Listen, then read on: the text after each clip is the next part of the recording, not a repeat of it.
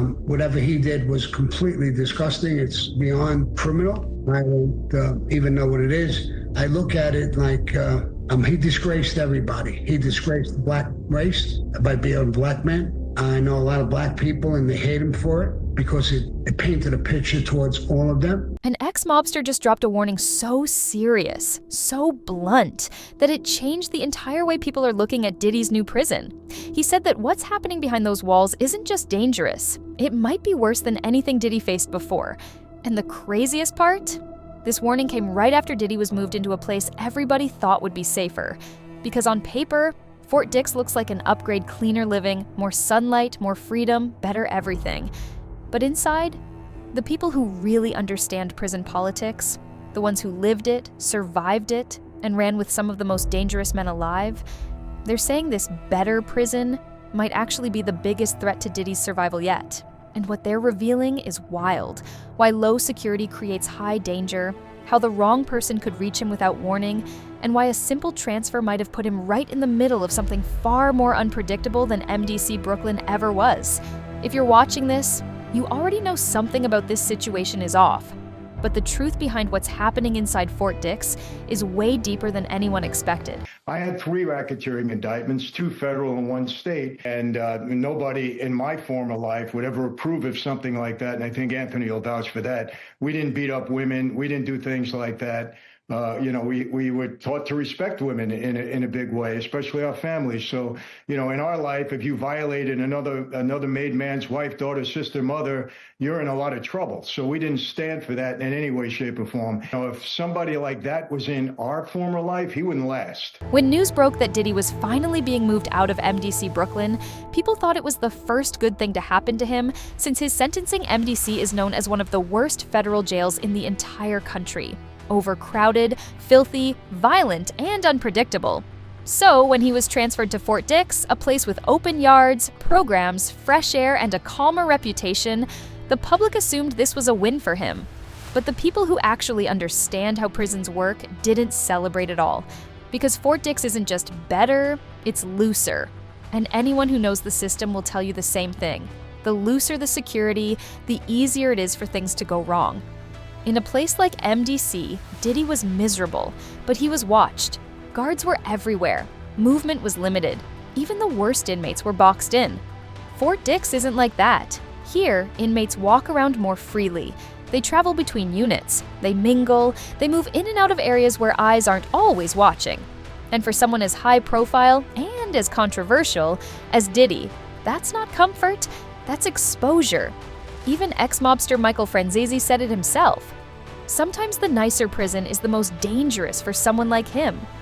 And coming from someone who lived through the absolute peak of federal prison politics, that's not a casual warning. And that was the first sign something wasn't adding up. Because long before anyone even said the name Fort Dix, there was already a moment that showed just how vulnerable Diddy really is behind bars.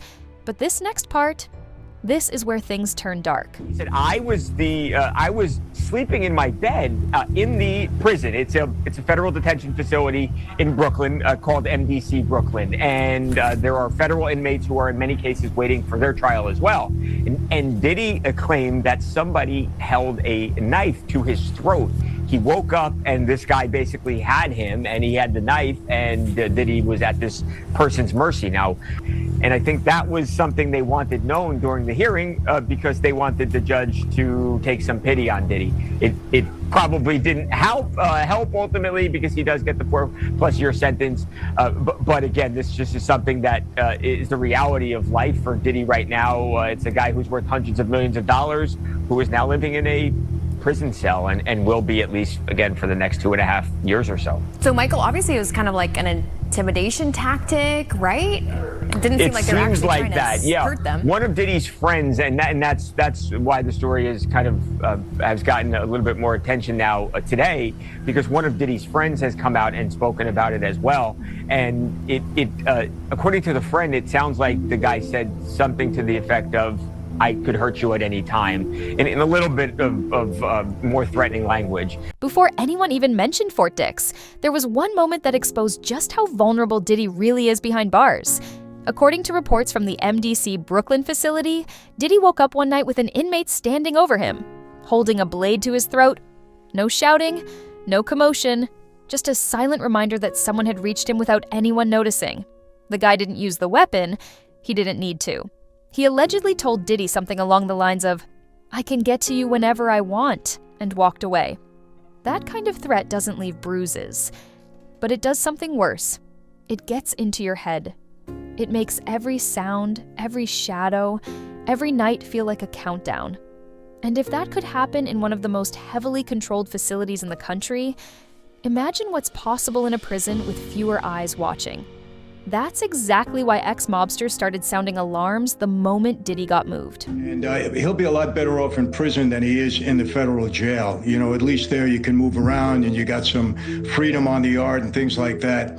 You know, my thought is he'll collect himself, get himself together. You know, there are ways for him to improve himself. You know, they have the Bureau of Prisons now has a drug program. And if you're allowed to get into that drug program, you can knock as much as 18 months off your sentence. Now, I don't know if he'll qualify, if they'll allow him to go in, but he'll probably start to think about, okay, what can I do to reduce my time now? That's what everybody thinks when you get in there. When former mobsters started weighing in on Diddy's situation, the reaction was brutal. Sammy the Bull Gravano, a guy who lived through the darkest parts of organized crime, didn't hold back. He said the allegations surrounding Diddy weren't just unacceptable, they broke a code even the mob refused to violate. In their world, there were lines you never crossed. Women and minors were off limits. Anyone who broke that code, they didn't get trials, they didn't get second chances, their own people handled it. So when Sammy said, if someone in the mob did what Diddy's being accused of, they'd be gone, it wasn't for shock value. It was a warning, a reality check, a way of saying, even the mob has rules, and they think Diddy shattered them. And that opinion alone made the prison transfer feel a lot more complicated, because if men like that believe he crossed a line that's serious, imagine what inmates inside think. And that's exactly why Fort Dix might not be the upgrade people think it is. On the outside, Fort Dix looks calm. Open yards, steady routines, fewer lockdowns. But for someone like Diddy, that freedom is exactly where the danger hides. Low security doesn't mean safe. It means more access, more movement, and way fewer barriers between him and anyone who decides they want to test him. At MDC Brooklyn, he hated the conditions, but the tight control kept everyone boxed in. Fights happened, but sneak attacks were harder. Phones were harder to hide. Guards were everywhere. Fort Dix is the opposite. Inmates move almost freely. Corners are darker. Blind spots exist. Phones circulate. Favors get traded. And with a high-profile name like Diddy, the stakes rise instantly. If he can reach people on the outside, that means others can reach him just as easily. That's why former mobsters warned that low security might actually be the biggest risk he faces. Not because Fort Dix is violent, but because it's open. And the moment Diddy arrived, that openness already started causing problems. Secondly, here recently, it was alleged that Diddy was caught with some type of electronic device. I'm guessing a cell phone. So since then, when Diddy first arrived at Fort Dix, it was slated that his job would be, y'all don't laugh, okay? That he would be the laundryman, that he would be responsible for the dryer. But since then, in a most recent update, Diddy is now responsible. His job is slated as being a worker in the chapel library. I guess that's the easiest way to put it. But from everything that Diddy has done in these past 2, almost 3 weeks, Diddy will now spend an additional month behind bars from the violations that he has done. Per the what board is it? I want to make sure. The Federal Corrections Institute update, the website. Diddy's new release date is June 4th, 2028, when it previously was May 8th, 2028. Not long after arriving at Fort Dix, Diddy was already in trouble. Reports say guards found homemade alcohol, the classic prison hooch, inside his area. It's nothing fancy, fruit, sugar, and whatever soda inmates can get their hands on. Let it ferment for a couple of weeks, and it turns into a low-level drink that's been circulating in prisons forever. But for Diddy, this wasn't just a minor violation. That one slip-up triggered disciplinary action and pushed his release date back. What was supposed to be May 2028 is now June 2028. all because of something as simple as hooch. And it raised a bigger question: why is someone in his position taking risks like that so soon after arriving? Some people say it's stress, others say it's boredom.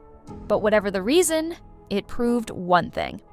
Fort Dix may be calmer, but the rules hit just as hard. And this wasn't the only violation raising eyebrows, because the next one was way more serious. The most worrying reports came right after the alcohol incident. Word inside Fort Dix is that Diddy may have tried reaching out to powerful industry names from behind bars. And at a low-security facility, that's not impossible. Phones move around quietly, favors get traded fast, and high-profile inmates attract attention the moment they arrive. But here's the dangerous part. If he can reach out, others can reach him just as easily. That's exactly why former inmates and ex-mobsters started raising red flags. They know how quickly information spreads inside places like Fort Dix, and they know how a name as big as Diddy's can turn into either protection or a target. And when rumors start swirling that someone knows too much or knows the wrong names, it puts you in a very uncomfortable position inside a prison with wide-open movement. That's why the experts say Fort Dix might be far riskier than anyone realizes. When ex-mobsters talk about Diddy's situation, they all say the same thing. His money and status cut both ways. In a medium or low security prison, inmates aren't always looking to hurt someone like him. They're looking to use him connections, favors, business promises, anything that helps them once they're out. But that protection only lasts as long as inmates think you're valuable. If someone decides you're more useful, silenced, that's when things shift. And ex-mobster Michael Franzese flat out said it. In a prison with open movement and loose control, a high-profile inmate is exposed in ways the public never sees. Inside Fort Dix, people walk freely, deals happen quietly, jealousy builds fast. And for someone surrounded by rumors, headlines, and speculation, every interaction becomes a gamble. That's why the mobsters aren't focusing on the conditions of the prison. They're focusing on the politics inside it. As if things weren't already complicated enough, whispers started circulating about whether Diddy could be pardoned. Some people close to him believe there's a real chance. One signature and he could walk out tomorrow. But the White House quickly shut that down, saying there's no plan for any intervention. Still, the rumors won't die. And in prison, rumors are just as dangerous as facts. Talk like that can make other inmates jealous, angry, or unpredictable. Some see it as special treatment, others see it as power. And when a high-profile inmate suddenly becomes part of political conversations, it creates tension both inside and outside the facility. Whether the pardon talk is real or not, the impact is the same. It puts even more pressure on someone who's already walking a thin line at Fort Dix. And now, with all these moving pieces closing in at once, the real question is what happens next. So here's where everything stands. Diddy might be in a cleaner, calmer facility, but the danger around him hasn't disappeared. It's just changed shape. The knife incident at MDC, the rule violations, the rumors about secret contacts, the mobsters' warnings, and the rising tension inside Fort Dix all point to the same thing. His biggest threat isn't the prison walls, it's the access inside them. Low security gives him more freedom, but it also gives others more reach. And with his name tied to so many headlines, every day becomes a balancing act between staying safe and staying sane.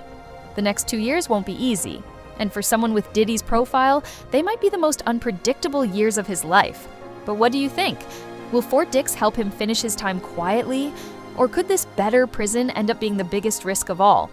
Drop your thoughts in the comments and let me know if you want updates as this situation unfolds.